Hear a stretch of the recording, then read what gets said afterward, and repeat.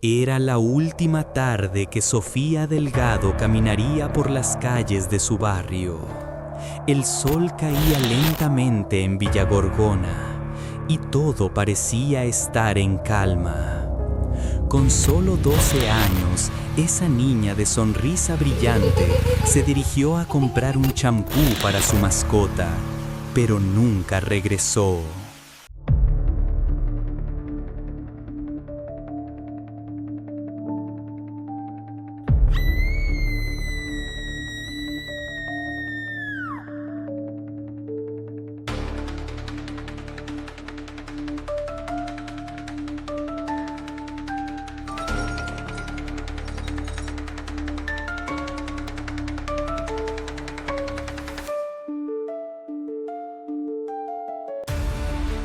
Bienvenidos a Rastros del Pecado.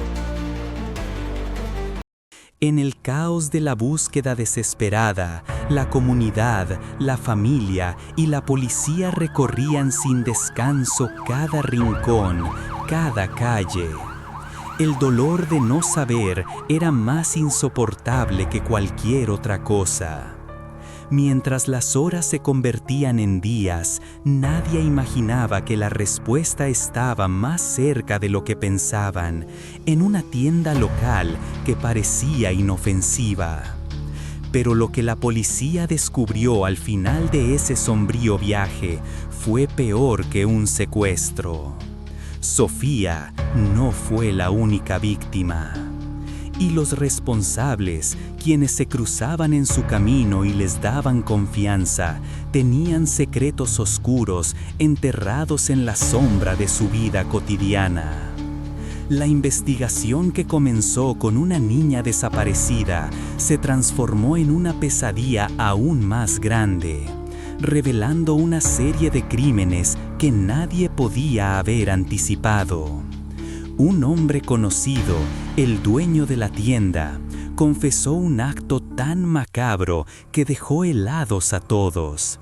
Sofía no solo fue su víctima, sino una entre muchas. ¿Qué había llevado a Brian Campo a cometer estos actos tan monstruosos? ¿Por qué su historia no se limitaba solo a Sofía? Y lo más inquietante de todo, ¿cuántas otras víctimas había dejado a su paso? La verdad salió a la luz, pero ¿a qué precio?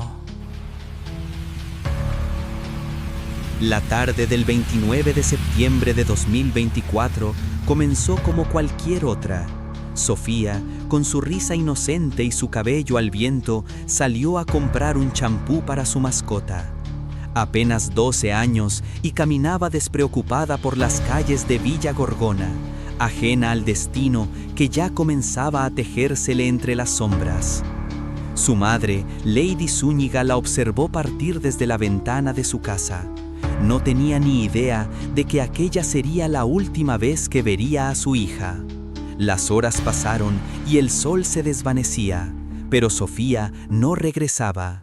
Al principio, Lady se dijo a sí misma que quizá se había quedado jugando con alguna amiga o se había retrasado por alguna tontería.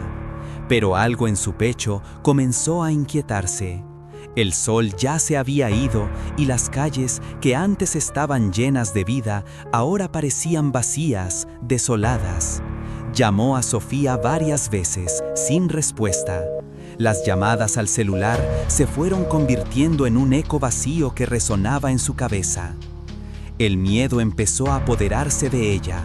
En su interior, algo le decía que no era un simple retraso. La angustia se convirtió en desesperación cuando, al caer la noche, ya no pudo quedarse quieta. Salió al frío con su marido, buscando en cada rincón, preguntando a los vecinos, pero nadie había visto a Sofía, nadie había escuchado nada. El vacío en el aire se hacía más denso a cada paso que daban. La última pista, la tienda de Brian Campo. El dueño, conocido por todos, parecía tranquila, demasiado tranquila. Algo no estaba bien. Algunos vecinos susurraban sobre el extraño comportamiento de Brian en los días previos, pero nadie se atrevió a hablar. Algo oscuro se cernía sobre la comunidad, pero el silencio lo mantenía todo a raya. Lady Zúñiga sentía cómo el miedo se apoderaba de su cuerpo, como una presión insoportable que le ahogaba el aliento. El teléfono de Sofía seguía en silencio. Ya no se trataba de un simple descuido, ya no era un simple retraso. La sensación de que algo terrible había ocurrido la envolvía, devorando su esperanza a cada instante. La desaparición de su hija ya no era una posibilidad, era una pesadilla que la consumía. Brian Campo mantenía la vista fija en el suelo, como si quisiera fundirse con él. La policía se acercaba lentamente, cada paso resonando en su cabeza como un latido. La luz de la lámpara de su tienda caía sobre su rostro, pero él no sentía que fuera observador ni observado. Todo parecía distante, ajeno, como si estuviera flotando fuera de su propio cuerpo. En su mente solo quedaba una imagen: Sofía caminando hacia él esa tarde, con su rostro confiado, ajeno al destino que la esperaba y a la trampa que él le había tendido. Pero ¿cómo llegó hasta aquí? ¿Por qué lo hizo? Las preguntas giraban y giraban en su mente, pero las respuestas no llegaban. Sus pensamientos se entrelazaban entre excusas vacías y los recuerdos oscuros de los días previos. El hombre que había atraído a Sofía a su tienda ya no era el mismo que ahora sentía el peso de su crimen apretándole el pecho. Algo dentro de él se rompió, algo irreversible. Una desesperación interna lo había arrastrado a tomar decisiones impensables. La sugerencia de su esposa sobre una bruja se repetía en su mente, un consejo extraño que nunca logró disiparse. Pero esa excusa, ese pensamiento que lo había perseguido, solo ayudó a profundizar su desconexión con la realidad, como si ya no estuviera presente en su propio cuerpo, como si la culpa no fuera suya. El golpe a Sofía fue instantáneo, no hubo duda, no hubo tiempo para arrepentirse. Un impulso, una necesidad de control, de desahogo, una explosión de oscuridad que lo dejó fuera de sí. La niña, que confiaba en él, había sido golpeada, arrastrada fuera de la tienda, llevada a un lugar donde la vida se extinguió sin piedad, enterrada en el cañaduzal, olvidada por todos, pero no por él. Ahora, sentado en la fría penumbra, sentía un vacío dentro de sí, un hueco que no podía llenar. No era arrepentimiento, no era remordimiento, era algo peor. La policía llegó, implacable, presionando, interrogando. Al principio negó todo, como si pudiera seguir viviendo en su mentira. Pero las pruebas se amontonaban, las miradas, las evidencias, todo lo delataba. Y cuando la presión fue demasiado, cuando ya no pudo más, cedió. Un suspiro de resignación escapó de su pecho, como si se despojara de todo lo que quedaba de él. Había matado a Sofía, admitió finalmente. Pero la pregunta seguía ahí, flotando en el aire. ¿Por qué? Nadie, ni él mismo, podría entenderlo. En una entrevista que revelaría los oscuros rincones de su alma, Brian comparte su versión de los hechos, desvelando una vida llena de traumas, soledad y desconexión. En sus palabras, la tragedia no surge de la nada, es el resultado de una serie de circunstancias que lo empujaron a tomar decisiones que jamás imaginó. Brian se describe como alguien marcado desde su infancia, una infancia rota por la separación de sus padres, donde la violencia de los grupos armados en Colombia fue la sombra constante que lo persiguió, y la ausencia de su madre, quien debido a problemas mentales lo abandonó, lo dejó con un vacío imposible de llenar. Aquellos años lo moldearon, creando en él una desconexión brutal con el mundo que lo rodeaba. Nunca logró encontrar consuelo en las relaciones humanas. Ni su madre ni su padre lograron llegar a su corazón, y esa falta de conexión se reflejaba en cada aspecto de su vida. A lo largo de los años, Brian trató de construir algo que se asemejara a una vida normal. Formó una relación con una mujer con quien tuvo una hija. Sin embargo, en sus palabras, esa relación estuvo lejos de ser ideal. Él mismo reconoce que no aceptó de inmediato su paternidad y fue solo con el tiempo que comenzó a involucrarse más, a comprometerse, a darle el apellido a la niña y verla crecer junto a su esposa. Pero, a pesar de los esfuerzos, algo seguía desconectado en su interior. A pesar de tener una familia, su relación con su hija era compleja, fría. Podía sentir el amor por ella, pero jamás lo expresó. Lo que parecía amor era más bien una fachada, una necesidad de mantener el control, una imagen de autoridad. El afecto, el cariño sincero, no tenía cabida en su mundo. La entrevista, aunque reveladora, también dejaba entrever una gran contradicción. Brian hablaba de su paternidad, de su hija, pero su frialdad, su incapacidad de conectar emocionalmente, reflejaba lo que había sido toda su vida. Una lucha interna entre la necesidad de pertenecer y el vacío que lo había acompañado desde siempre. En sus ojos se vería una desconexión profunda, como si estuviera fuera de sí mismo, buscando respuestas en un pasado que ya no podía cambiar, pero que continuaba pesando sobre él.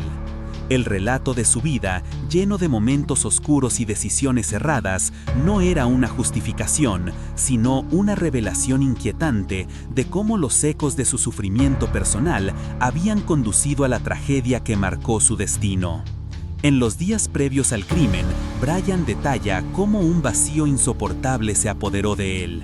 Habla de una sensación de pereza, de un desaliento tan profundo que lo llevó a desconectarse por completo de su vida diaria. Su trabajo dejó de ser importante, su familia, su esposa e incluso su hija parecían estar a miles de kilómetros de él. Todo se volvió borroso, como si estuviera atrapado en una niebla que no le dejaba ver claro. Se dejó arrastrar por la rutina, pero ya no había vitalidad en sus acciones. Todo lo que antes tenía valor, lo que antes le daba un propósito, se desmoronó ante sus ojos. Brian recuerda esos días como un descenso, donde las peleas con su esposa se volvieron más frecuentes. Las discusiones, las palabras hirientes se hicieron más intensas. La relación con ella ya estaba rota, pero ahora todo parecía estancado en una espiral de incomodidad y tensión constante. A medida que esos días se acumulaban, sus pensamientos se volvieron más oscuros. No podía sacudirse de ellos y, aunque intentaba ignorarlos, estaban allí, acechando en cada rincón de su mente, filtrándose entre la monotonía de su vida cotidiana. Lo que más le perturbaba no era la rabia o la frustración, sino la sensación de vacío profundo que lo consumía. Se sentía como si estuviera vacío por dentro, como si todo lo que antes le daba sentido ya no tuviera importancia. Y fue esa sensación, esa desconexión, la que lo empujó a buscar algo más. Algo que pudiera ofrecerle un desahogo, como él mismo lo describe, un escape de la prisión en la que se encontraba atrapado. Esas sensaciones de desesperación y vacío se mezclaron con pensamientos perturbadores y en su mente la solución parecía estar más allá de lo razonable, más allá de lo moral. Ese impulso, oscuro e incontrolable, lo llevó a tomar una decisión que cambiaría todo. La desconexión emocional que sentía, la mezcla de desdén por su vida y las emociones reprimidas lo llevó a buscar algo que en su mente podía liberarlo, aunque no entendiera las consecuencias de ese desahogo. La desaparición de Sofía Delgado, una niña de 12 años de la tranquila localidad de Villagorgona, comenzó de una manera tan normal que parecía una tarde cualquiera. Pero lo que rápidamente se transformó en un enigma inquietante fue un misterio que caló hondo en el corazón de toda la comunidad. Era el 29 de septiembre de 2024, cuando Sofía salió de su casa con la misión de comprar un champú para su mascota en la tienda de croquetas y accesorios Chimuelo, propiedad de Brian Campo. Lo que en un principio parecía una simple salida de rutina, pronto se convertiría en una pesadilla. Las primeras horas transcurrieron sin que nadie notara nada extraño, pero a medida que caía la tarde, la madre de Sofía, Lady Zúñiga, comenzó a sentir una creciente inquietud. La niña no regresaba. Al principio, pensó que tal vez se había quedado jugando con alguna amiga, pero la incertidumbre comenzó a transformarse en ansiedad. El sol se ocultaba y la pequeña aún no volvía. La desaparición, en un principio manejada como un extravío común, pronto se convirtió en una angustiosa incertidumbre. Con el caer de la noche, la policía emprendió una búsqueda activa. Pero la verdadera tensión no llegó hasta el día siguiente, cuando algunos vecinos comenzaron a revelar detalles perturbadores. A medida que los testimonios empezaron a acumularse, la figura de Brian Campo, el dueño de la tienda, comenzó a tomar protagonismo. Los vecinos señalaron que días antes, Brian había mostrado comportamientos extraños hacia otras menores en su tienda, lo que sembró dudas y sospechas en el aire. Sin embargo, cuando Brian fue interrogado, su negativa rotunda a cualquier implicación en la desaparición de Sofía solo sembró más desconfianza. Su actitud evasiva, sumada a los reportes sobre su historial previo de abuso infantil, levantaron más interrogantes. La investigación avanzó con rapidez y fue el hallazgo del teléfono móvil de Sofía encontrado cerca de la tienda de Brian lo que comenzó a desvelar la última parte del enigma. El rastro del teléfono permitió a las autoridades rastrear sus últimos movimientos. Gracias a la colaboración de expertos forenses y la comunidad, la policía identificó un cañaduzal a lo largo de la carretera Candelaria, Florida.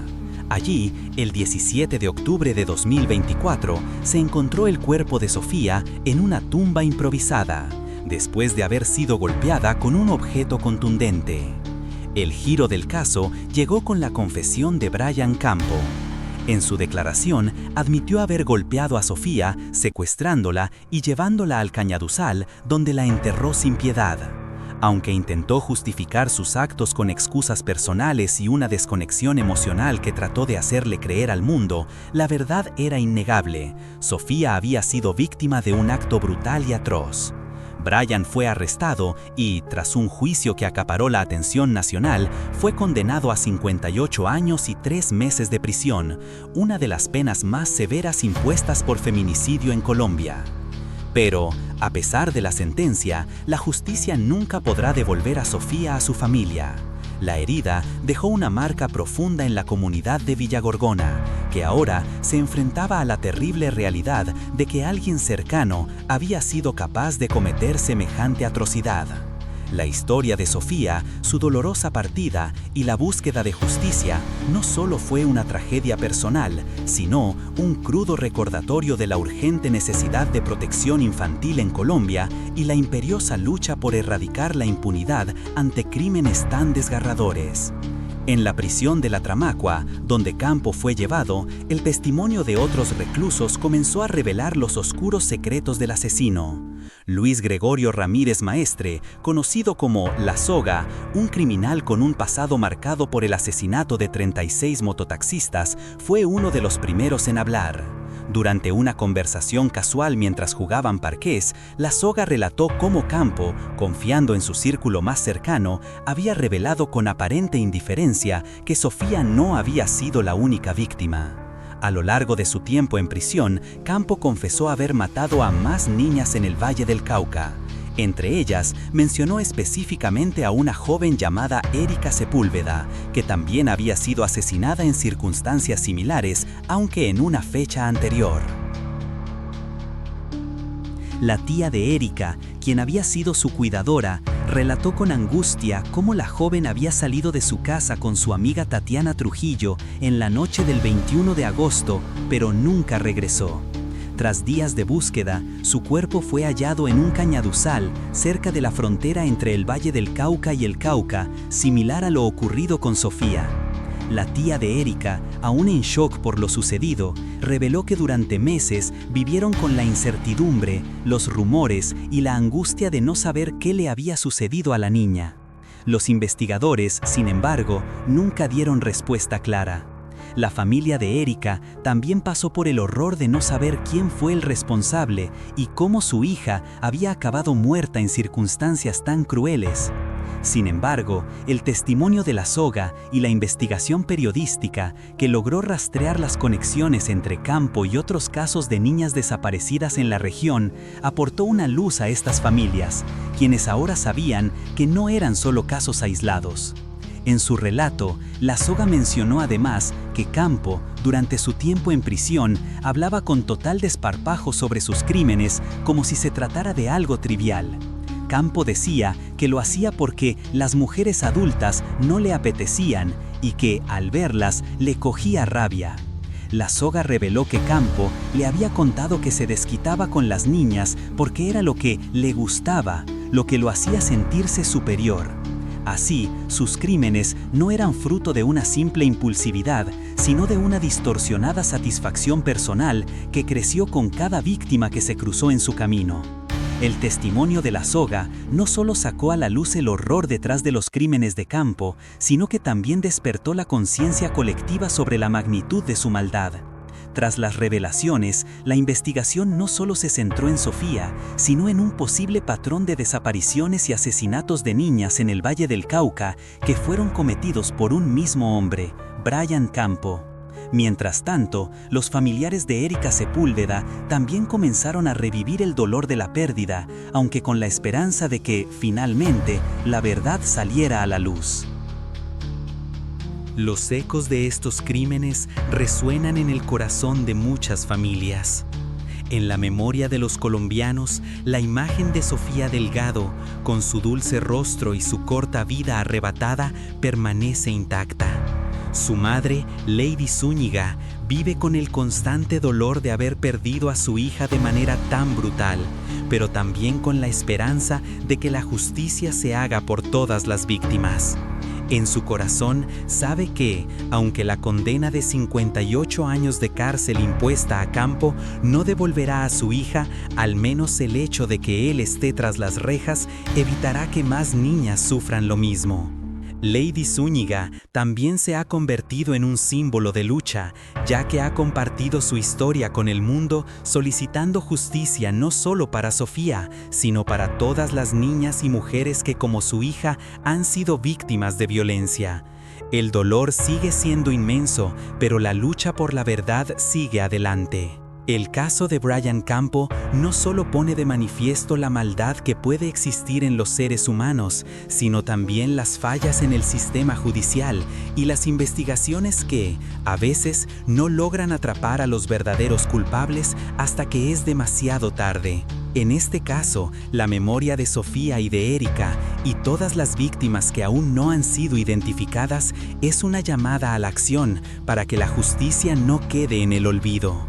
El caso de Sofía y las niñas víctimas de Brian Campo es un llamado a la reflexión colectiva. Como sociedad, debemos tomar la responsabilidad de proteger a los más indefensos, actuar con más diligencia en la prevención de la violencia de género y sexual y luchar por una justicia que sea pronta y eficaz. La memoria de Sofía y de todas las víctimas debe impulsarnos a exigir cambios, a no permitir que estos crímenes queden en el olvido y a seguir luchando por un mundo donde cada niño pueda crecer seguro, sin miedo. Mientras tanto, el dolor de las familias afectadas, como el de Lady Zúñiga, quien con valentía enfrenta el duelo, es una prueba de la resiliencia humana y de que incluso en medio del sufrimiento, la verdad y la justicia son los caminos que nos pueden conducir hacia una sociedad más justa y solidaria.